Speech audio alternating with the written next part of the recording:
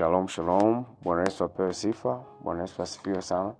Ninamshukuru Mungu kwa ajili yako. Ninamshukuru Mungu kwa ajili yangu pia. Ninamshukuru Mungu kwa nafasi na kibali ambacho amekiachilia siku ya leo. Ninaamini kuna kusudi ambalo Bwana amelikusudia siku ya leo kwa ajili yangu na kwa ajili yako. Nipo tayari, sijui wewe kwa habari yako. Kwa maana ninaamini Bwana ataenda kufanya jambo jipya katika maisha yako kwa siku ya leo. Ninachokihitaji ni kitu kidogo tu kutoka kwako. Uweze kunipa muda wako mchache wa kuweza kuzungumza na wewe na kile kitu ambacho Bwana anatamani aweze kusema na wewe. Bwana Yesu apewe sifa. Bwana Yesu apewe sifa. So, natamani tufungue ibada yetu siku ya leo kwa maombi, na ninaomba. Baba yetu na Mungu wetu uliye mbinguni, tunakupa heshima na utukufu kwa wakati mwingine tena. Asante kwa kibali, asante kwa ajili ya neema. Asante kwa ajili ya utukufu, asante kwa ajili ya kila namna ambavyo Bwana unazidi kujidhihirisha katika maisha yetu. Hakika Yesu tumekuona, hakika Bwana tumekuona, umetupigania, umetutetea, umetupa neema, umetupa kibali, umetupa rehema, umetupa fadhili katika maisha yetu. Wewe Mungu ni mwaminifu sana. Asante kwa kutukumbuka, asante kwa kutulinda, asante kwa kutupa afya, asante kwa kusimama pamoja na sisi katika kazi zetu na maisha yetu. Hakika mkono wako tumeuona, hakika neema yako tumeiona Bwana. Tazama ni majira mengine Bwana, tunatamani kusikia kutoka kwako. Tunatiisha fahamu zetu, tunatiisha fikra zetu, tunatiisha kila kitu ambacho Bwana kinajaribu kujinua kinyume na elimu yako siku ya leo. Tunataka kila fikra iweze kukutii na kusikia habari yako Bwana ambao unatamani kusema na sisi usiku wa leo. Tunaweka wakfu ibada ya leo, tunaweka wakfu fahamu zetu, tunaweka wakfu na mioyo yetu, tunaweka wakfu nafsi zetu. Tunatiisha Bwana katika uwepo wako wewe. Roho wa Mungu tufundishe, sema na akili zetu, sema na maisha yetu, sema na fahamu zetu. Karibu katika ibada ya leo, gusa kila mmoja na mahitaji yake. Ninaamini Roho wa Mungu ni mwaminifu na utamwenda kumhudumia kila mmoja kwa kadri ya haja yake ambayo anayonesha mbele zako. Ni katika jina la Yesu Kristo ninaweka wakfu ibada ya leo mikononi mwa Roho wa Mungu. Bwana Yesu asifiwe. Bwana Yesu asifiwe. Bwana Yesu asifiwe. Haleluya. Haleluya. Ninamshukuru Mungu kwa ajili yako, na ninamshukuru Mungu kwa ajili ya siku ya leo, na ninamshukuru Mungu kwa ajili ya kila kitu ambacho Mungu anakitenda katika maisha yako. Bwana Yesu apewe sifa. Unajua ni wakati mzuri ambao tunaenda kusikia neno la Mungu, na tunatambua Mungu wetu ni Mungu ambaye anaongea. Kwa kama akiwa aongei, huyo Mungu anakuwa amekufa. Na kama akiwa anaongea na hilo neno alitimii, inamaanisha kwamba huyo Mungu ni mwongo. Lakini tokea katika kitabu cha Mwanzo mpaka kitabu cha Ufunuo tunaona Mungu wetu anaongea na watu wake. Anaongea katika ndoto, anaongea katika neno, anaongea katika maono, anaongea katika uvuvio wa Roho Mtakatifu. So ni maeneo ambayo Mungu anajaribu kuzungumza na kuonesha kile kitu alichokizungumza namna kinavyoweza kutimia. Ndio maana ukisoma katika kitabu cha Mwanzo, Mungu anasema na iwe, na inakuwa. Kwa inamaanisha kwamba neno la Mungu linapotoka huwa kuna nguvu ya uwezeshaji wa lile neno kuweza kutokea. Kwa pindi Mungu anapozungumza katika majira yoyote yale, jaribu kutarajia kuona uvuvio wa lile neno ambalo Bwana amelisema katika neno lake. Kwa maana Mungu huwa anatanguliza neno lake na nguvu yake inakuja baada ya lile neno lake kusema. Kwa sababu lile neno linakuja kwa ajili ya kuandaa mazingira ya imani. Kwa unachojaribu kukushauri na kukwambia, inua tarajio lako juu zaidi kuweza kusikia kutoka kwake, kwa sababu ukisikia kutoka kwake ndipo utapoweza kuamini. So unapoamini kuna nguvu ya uvuvio inakuja nyuma yake kuhakikisha ile mbegu ya lile neno ambalo amelisema inachipukia. Bwana Yesu asifiwe. Bwana Yesu apewe sifa. Haleluya, haleluya. Mungu ni mwaminifu sana. Mungu ni mwema sana. Sijui kama ninasema na watu. Okay. Ni wakati mwingine na ni wakati mzuri ambao Bwana anatamani aweze kusema na sisi. Fungua Biblia yako katika kitabu cha Ufunuo wa Yohana 3 na ule mstari wa 15. Biblia inasema, najua matendo yako ya kwamba wewe si baridi wala si moto. Afadhali ungelikuwa moja au lingine. Hivyo, kwa kuwa uvuguvugu si baridi wala moto, nitakutapika utoke kinywani mwangu. Kwa maana unasema, mimi ni tajiri, nimejilimbikiza mali, wala sihitaji kitu chochote, lakini hutambui ya kwamba wewe ni mnyonge na wa kuhurumiwa, maskini, kipofu, tena uliye uchi. Bwana Yesu asifiwe. Kuna kitu kimoja ambacho Roho wa Mungu alikuwa anajaribu kuongea katika kanisa la Laodikia, na ni issue ambayo ipo ndani ya watu wengi ambao wamemwamini Kristo. Bwana Yesu asifiwe.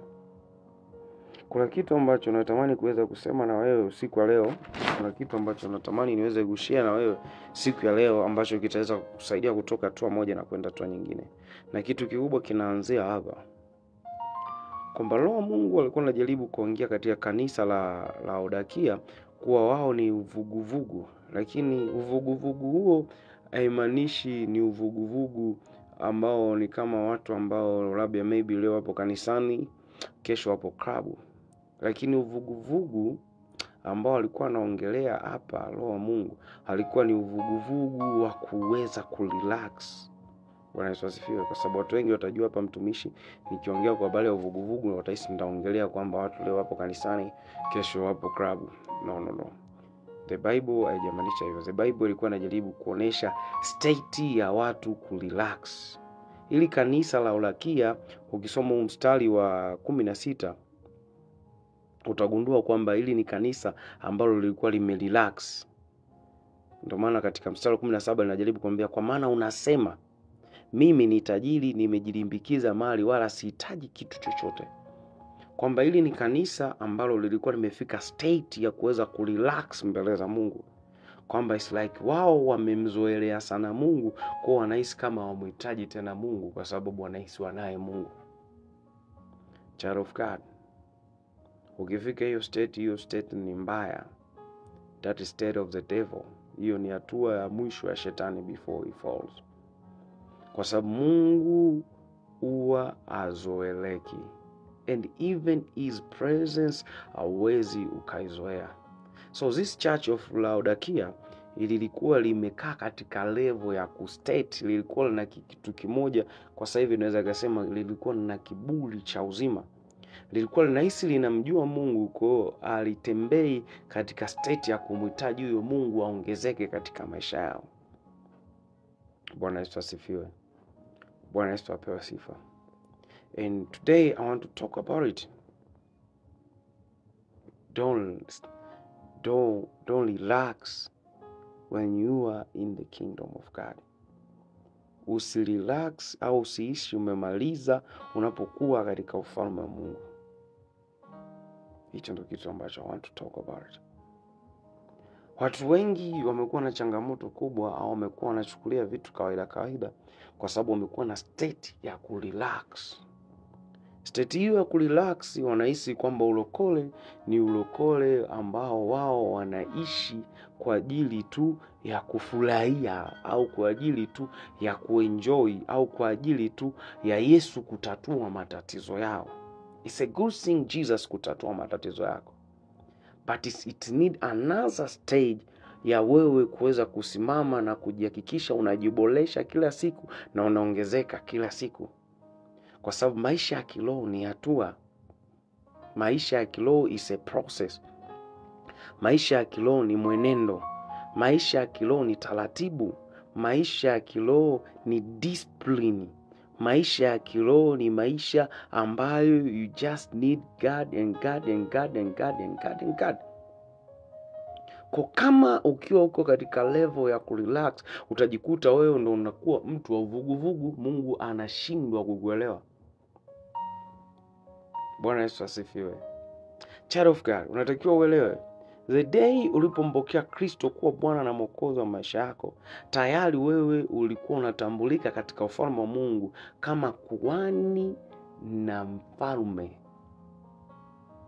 Ukisoma Biblia yako katika kitabu cha Petro wa kwanza, ile sura ya kwanza, tunasema sisi we are the chosen generation. Sisi ni kizazi ambao tulichochaguliwa cha kikuani na kifalme. So kizazi cha kikuani na kifalme ni kizazi ambacho kipo kwa ajili ya kumuhosti Mungu, kipo kwa ajili ya kumhudumia Mungu. So ni kizazi ambacho hakipo kwa ajili ya kurelax. Bwana Yesu asifiwe. Kwa kama ukianza kujijua kwamba wewe the day unapompokea Yesu Kristo kwa Bwana na Mwokozi wa maisha yako, kwamba wewe unaanza kuoperate moja kwa moja kama kuhani na mfalme. So the king ambaye amerelax au the priest ambaye amerelax au anaweza kumhudumia Mungu. Hauwezi kumhudumia Mungu kwa sababu unasahau majukumu yako. Unasahau kitu gani unakihitaji kukifanya kwa ajili ya Mungu wako. Unasahau kitu gani unakihitaji kukifanya ili uweze kuona uwepo wa Mungu katika maisha yako. Bwana Yesu asifiwe. Bwana Yesu apewe sifa. You have to know, uko kwa ajili ya kumhudumia Mungu. Vile unavyomhudumia Mungu ndo vile Mungu anavyokuhudumia wewe. I don't know if I'm making sense. Vile ambavyo unamhudumia Mungu ndo vile ambavyo Mungu anakuhudumia wewe. Ndio maana ukisoma Biblia yako katika kitabu cha Kumbukumbu la Torati, utakutana na kanuni ambazo Mungu alikuwa anajaribu kuambia makuhani. Kwamba there's no way these people ambao ni makuhani wangeweza kurelax mbele ya uwepo wa Mungu. Ila walichokuwa wanatakiwa kukifanya ni kitu kimoja, ni kuweza kusimama katika maagizo ambayo Mungu ameachilia katika maisha yao. Ndio maana Mungu aliwaambia ile taa ambayo imewaka katika mahali patakatifu haitakiwi kuzimwa. Kwa Yesu anakutarajia the day unapompokea yeye kuwa Bwana na Mwokozi wa maisha yako, ule moto ambao umewashwa ndani yako, Yesu anautarajia huo moto uendelee kuchochewa ili uendelee kuangaza. So no, Yesu anahitaji wewe uweze kurelax, hawezi kukuacha wewe relax, bali anakutarajia wewe uweze kumhitaji yeye zaidi ili huo moto uweze kuwaka. Na moto huo unachochewa na vitu vikuu viwili. It's just a spirit of God na neno la Mungu. Bwana Yesu asifiwe. Bwana Yesu apewe sifa.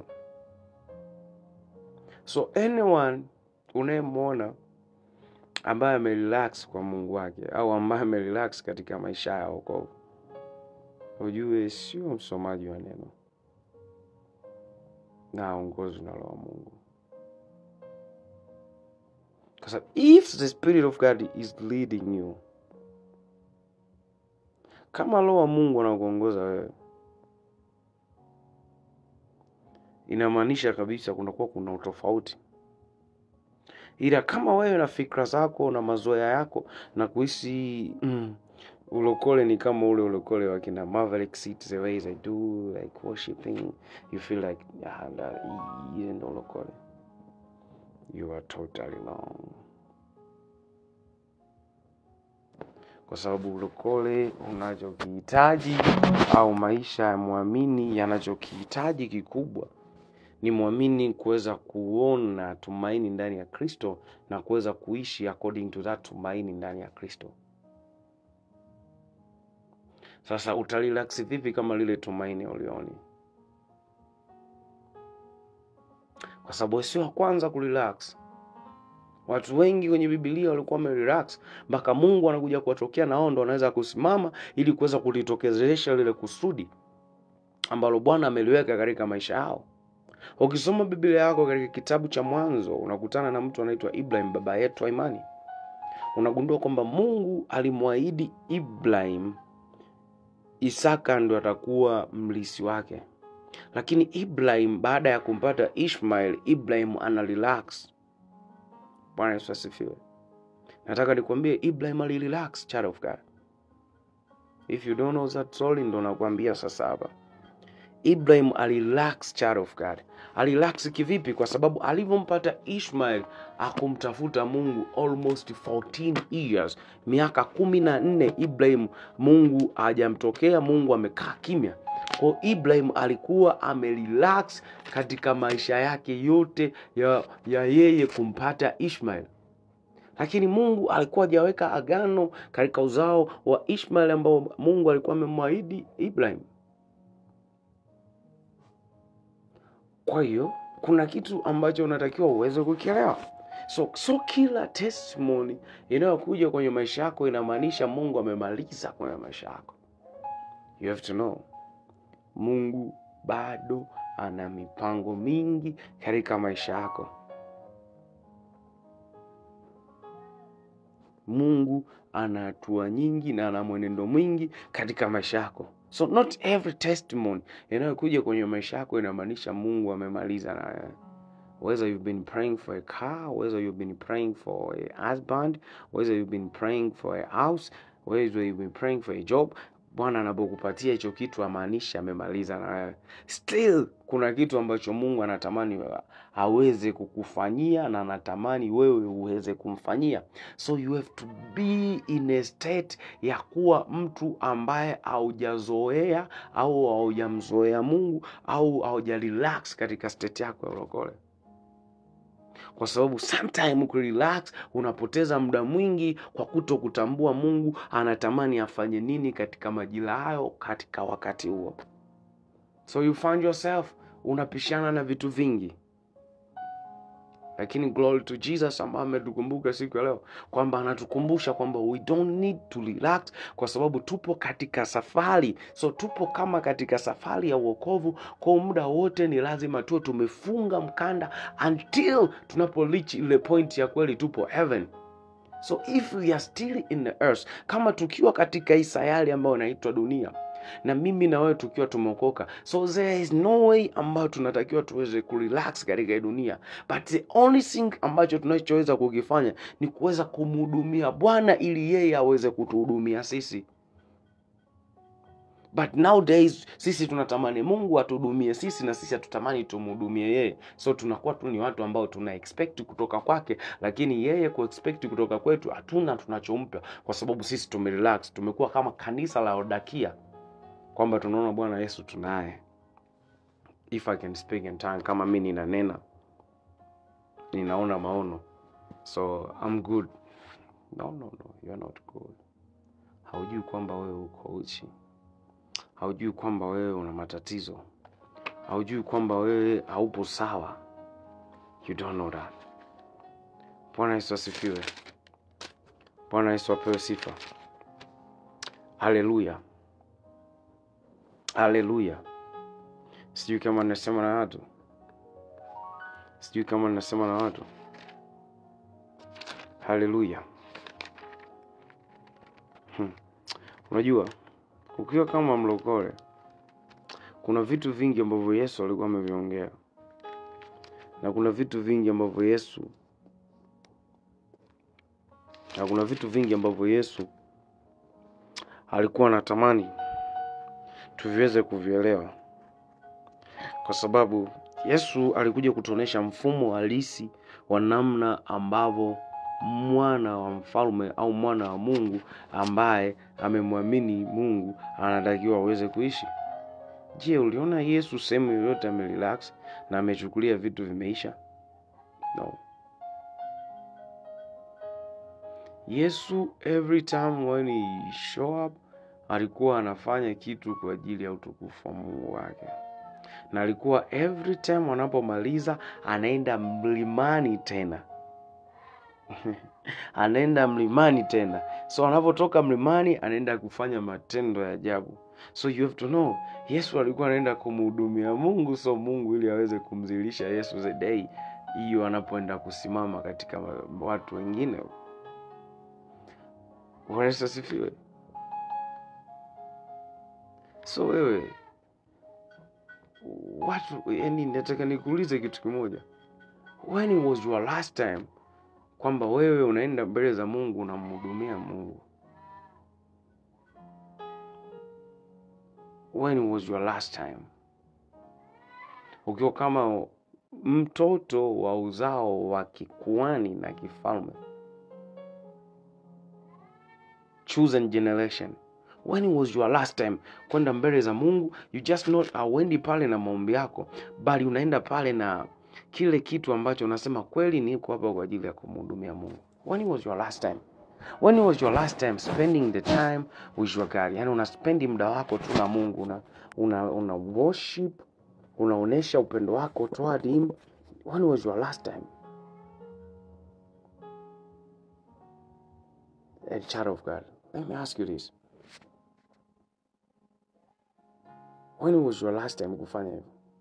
Au wewe ukienda mbele za Mungu ni baba sikia, I need this, baba sikia, I want that, baba sikia, I'm not feeling good, baba sikia, heal me.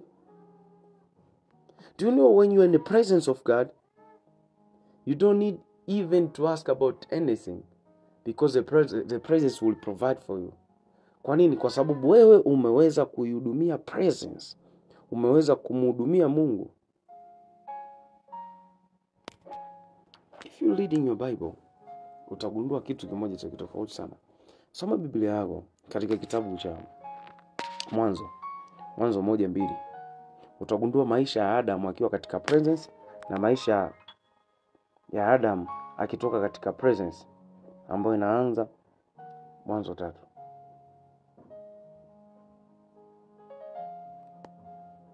Sijui kama umeona hicho kitu. I don't know if kama umeona hicho kitu. When you in the presence will provide for you. That's why Adam alijakuwa hajawahi struggle, because he was in the presence. But Adam alipotoka katika presence ya Mungu, Adam anaanza kujikuta yupo katika laana, kwa sababu the presence huwa inaleta baraka. Out of the presence unachopata ni laana. Praise the Lord Jesus Christ. I don't know if I'm making sense there. Sijui kama ninasema na watu. I don't know if someone is catching this. So when was your last time you going, wewe kwenda katika eneo lako la silini, wewe kwenda katika chumba chako cha ndani na kwenda kumhakikishia kwamba unaenda kuspend muda wako na Mungu? Bwana Yesu asifiwe. Haleluya. Sijui kama nasema na watu. Haleluya. Tumekuwa na wimbi kubwa la watu wengi ambao tunapenda nguvu za Mungu. Tunapenda kuomba Mungu atupe nguvu, lakini we don't know if we have Jesus, that means we have all the power.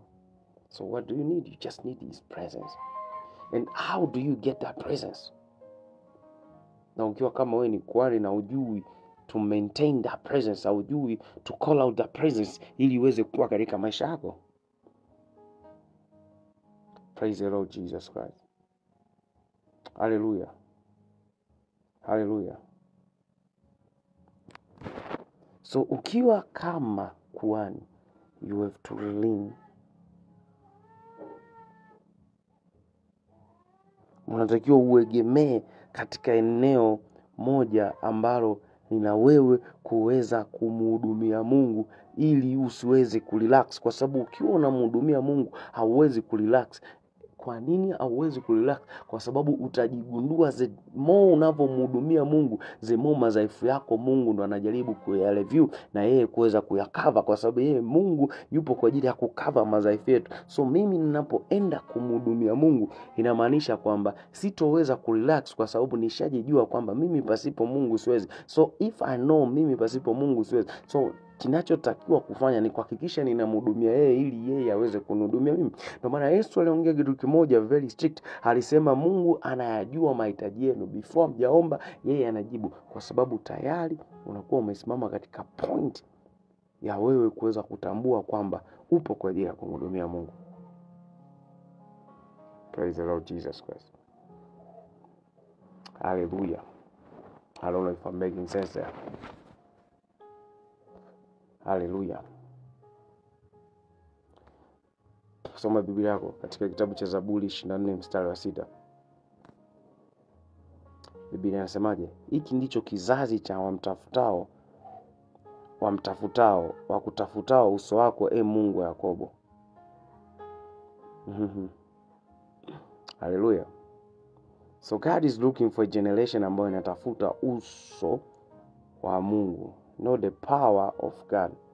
If you're looking for the power of God, utarelax. If you're looking for the face of God, the face of God, that means the presence of God, hautoweza kurelax kwa sababu hautokuwa unachoka katika kumhudumia Mungu, kwa sababu you are spending more time in his presence.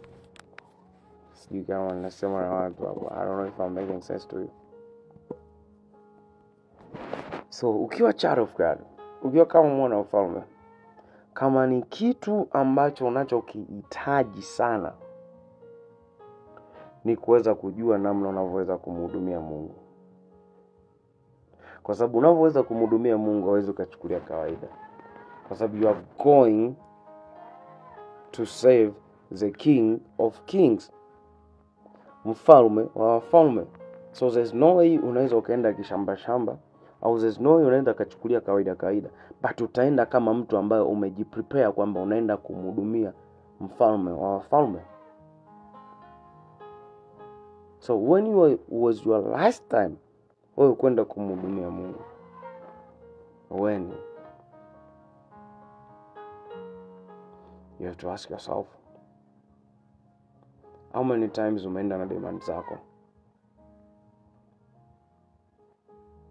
How many times umechukulia kwamba everything is well kwako? How many times umeona like kwako Mungu ni kama amemaliza? How many times you calling up jina lake ili aweze kukusaidia? But umefanya nini kuweza kumhudumia yeye? Here I'm not talking about the money. Siongelea about sadaka hapa za fedha.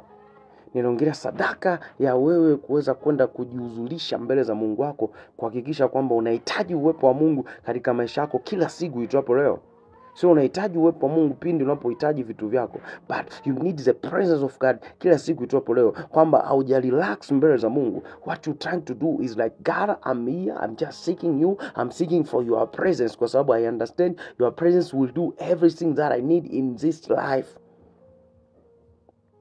I don't know if umefika katika hiyo understanding ya kuweza kuelewa kwamba whatever you need, you just need Christ only. Katika vitu vyote unavyohitaji, unamhitaji Yesu pekee. Kwa sababu if Christ akiwa amekaa ndani yako na uwepo wake upo katika maisha yako, automatically whatever you have been thinking about, whatever you have been desiring, kinaanza kutokea automatically, kwa sababu Yesu anajishughulisha sana na hayo mambo yako. Ndio maana Yesu anasema tunyenyekee katika mkono wa Mungu leo dada, kwa maana yeye anajishughulisha sana na mambo yetu. Anajishughulisha vipi? Anajishughulisha kwa mimi kukaa katika uwepo wake, sio mimi kukaa katika maombi yangu, bali mimi kukaa katika uwepo wake. Mimi kuweza kukaa katika kuspend time kumhudumia yeye. So mimi ninapomhudumia yeye ndio vile yeye anapoweza kunihudumia mimi. So ninawezaje kumhudumia Mungu? How do I serve God? Ninawezaje kumhudumia Mungu? Ninamhudumia Mungu vipi? Kwa mimi kwenda mbele za Mungu na kuonesha desperation yangu kwake ni kumtaka yeye zaidi kuliko vitu vingine vyote. Unaweza kuniambia, man of God, I know kwamba ninamhitaji Yesu, lakini sasa nitamwambiaje namhitaji tena? Yesu hajawahi choka kuambiwa anapendwa.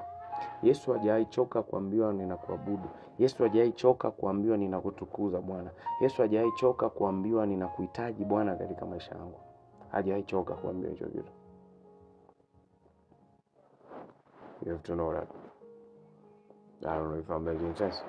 You have to know that. Yesu hajawahi choka hicho kitu. So kama unahitaji kuto kurelax, hakikisha unamhudumia Mungu. Unamhudumia vipi? Ni wewe kwenda magotini pake na kumwambia, Father, I don't need anything kwa sasa hivi. All I just need is you. I'm here to worship you. I'm here to glorify you. I'm here to love you. Teach me how to love you. Teach me how to worship you. Holy Spirit, help me to glorify this Lord that I serve. Holy Spirit, teach me. Ayakuza ve intervereduska pra anke vedosovri ante. I don't know if you have been praying like this. Sijui umeomba kama hivi. I don't know kama umaifikiria kitu kama hicho. That's the way ambao mwana wa falme na mwana wa kikwani unatakiwa uwe na GPF mbele ya mfalme wako. Desperation yako iwe ni katika kumhudumia yeye, sio yeye kukuhudumia wewe. Utajikuta tu automatically kuna vitu ambavyo yeye atavifanya. Kwa maana Bible inatuambia muujiza ni kwa mtu ambaye haamini. So muujiza upo kwa ajili ya mtu ambaye anaamini. If you are a believer, you don't need muujiza. What you just need ni kuweza kujua namna ya kumhudumia Mungu ili Mungu aendelee kujishughulisha na mambo yako. So the grace of God ipo kwa ajili ya kutuwezesha sisi kuweza kutambua na kujisogeza zaidi kwa ajili ya kumhudumia huyu Mungu wetu. So the way tunavyomhudumia, the way tunavyoonesha mioyo yetu ambayo imevunjika mbele zake. Mioyo yetu ya shukrani, mioyo yetu ambayo inamtamani yeye zaidi aendelee kuumbika ndani ya maisha yetu. Mioyo yetu ambayo inamtamani yeye aendelee kugusa zaidi na kubadilisha zaidi fikra zetu, fahamu zetu ili tuweze kufanana na yeye. Ndio the way ambavyo yeye Kristo anavyozidi kujengeka katika maisha yetu. Bwana Yesu asifiwe. Bwana Yesu apewe sifa. So you don't need to relax, child of God. Wake up. I pray may the Spirit of God help you to stand. Wake up. Usiwe baridi, usiwe moto. Wake up. Usiwe vuguvugu. Wake up. Simama katika kumhitaji Yesu zaidi. Simama katika kumhudumia Yesu zaidi. Kwa sababu wewe ni uzao wa kikwani na kifalme. Don't forget that. You have been saved to save. Umeokolewa kwa ajili ya kumtumikia. Na moja ya hicho kitu ni wewe kuhakikisha unahudumia mahali patakatifu kwa Mungu wako. Na kuhakikisha huo moto hauzimi. Bwana Yesu asifiwe. Bwana Yesu apewe sifa. I don't know if I'm making sense. I don't know if you're catching this. I pray Mungu akuwezeshe. I pray Mungu akusaidie. I pray Roho Mungu akuongoze kuweza kujitambua na kuweza kujua, na aweze kukufundisha namna ya kuweza kumhudumia Mungu. Praise the Lord Jesus Christ. So this was our first session. This was part 1. Ukishakuwa mlokole utakiwa kurelax. So we'll go for part 2. Hopefully when we get a chance, Mungu akitupa neema, tutaendelea na part 2. Jinsi nitaweza kuhudumia mahali patakatifu pa Bwana, na nisimamaje, na niongeaje, na niendelee kufanya nini ili nione uwepo wa Mungu katika maisha yangu. Bwana Yesu asifiwe. Shalom, shalom, shalom, peace, prophet was here. You are blessed in the name of Jesus Christ. Amen.